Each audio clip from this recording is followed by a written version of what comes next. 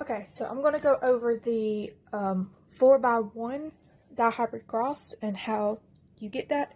So what I use is the full method. I'm not sure how your lecturer is teaching you on how to do that, on how to cross dihybrid crosses. Okay, so this is what I'm going to show you how to do, okay? So basically, we're going to use the full method, as I said. So you're going to take the big R, big D, little d. Again, this is two alleles, so that's why it's dihybrid. You're crossing two pairs with another, okay? So, again, I'm going to write it out here using the full method. So I'm going to take this big R, this dominant R, cross it with this dominant D, and it's going to give me big R, big D, okay? And then I'm going to do the same thing with the little d. So this is going to give me big R, little d. And then I'm going to go to the recessive R, and then I'm going to cross it with the dominant D. So it's going to give me little r, big D.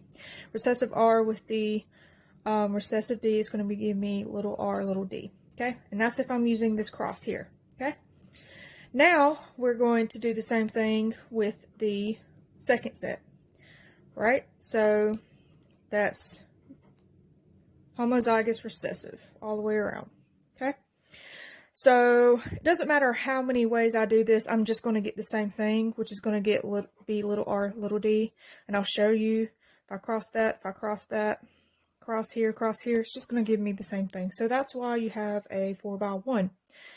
Alright, so now what you're going to do is cross. So big R, big D, little d, big R, little d, little d, little r, big D, little d, little r, little d, little d.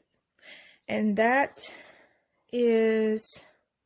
should be your F1, right? So that is your results for your F1. That's all the possible scenarios you can have, okay? So that's for the first chart. All right, so the second chart. So this is crossing 4x4, okay? So what you're going to do is the same thing, essentially.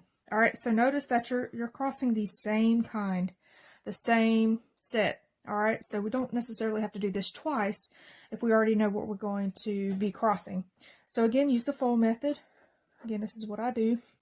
And we already did it up here, but we'll do it again. So big R, D, big R, little d, and then little r, big D, little r, little d. Okay. You're just going to do the same thing on this side because you're crossing the same type of genes. So, yeah, I did that right. Okay. All right. So now you're just going to write in all your possible answers. Okay. Okay, and that's what my end result should look like. So hopefully that made sense to you guys. Just let me know if you have any more questions, okay?